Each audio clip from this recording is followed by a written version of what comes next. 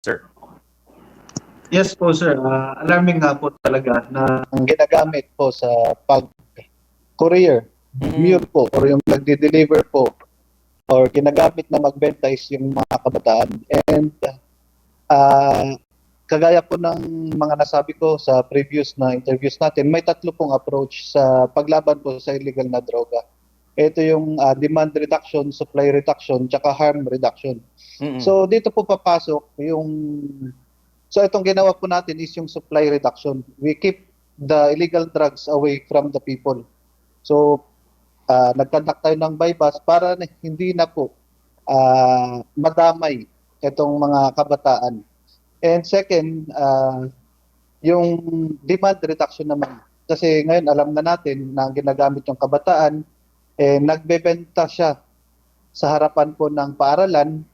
So most probably yung students. So ang gagawin po natin to keep the people away from the illegal drugs naman po is we educate. Magkakaroon po tayo ng dialogue sa mga dialogue, fora, seminars, and the like po sa mga schools, sa mga barangay halls.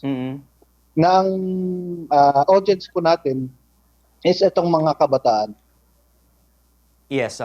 And sir, may mga information rin po ba kayo na may mga tropa rin po ba nga ito or isa pang ganito po na nagtutulak din po sir na minor de edad or mga nagiging courier po dito po sa syudad? At ito po ba ay nagpapakita sir na of course magandang accomplishment po ito pero sa kanila ay marami na po kayo nagiging accomplishment. Siguro marami na pong mga nangyayari pong mga nagtutulak po dito. Iyan po yung mga ilang pong mga nakukuha mga inputs po sa ating pong mga viewers po sir. Kamusta po ba ang ating pong syudad regarding nga po dito sa ating pong sa droga kung pag-uusapan po sir? Ito pong naupo po ako dito sir August 4 and for the past less than 1 month nagkaroon na po tayo ng 9 na operations kung saan 10 po yung ating nahuli. And sa 10 nahuli po natin, napansin ko po na 2 yung minor de edad and both of them are 15 years old. So makikita po natin dito na ginagamit yung batas or yung 9344 yung sa Juvenile Justice Delinquency Act na kung yung mga kabataan pag below 14 years old, 14 years old or below is napapawalang sala na po sila.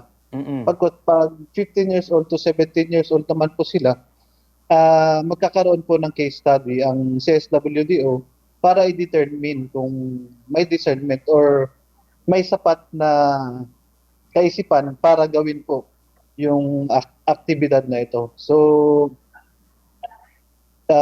base po dito sir, nakikita ko na pwedeng ito yung nakikita ng mga or yung nag-utos po sa kanila. Pero sir, no, wala naman po tayong masabi po na syndicate with this kind of mga operation na ginagawin po yung mga kabataan po natin or mga minor de edad just to yung kanila pong illegal na gawain po, Colonel. Yes sir, for now, ang syndicate po kasi is 2 or more. And kailangan po systematic, may hierarchy sila, may proseso sila. So for now, because may 2 na nga pong involved and may tinutumbok na pinagkukuhanan, so we are investigating kung talaga nga po bang may sindikato.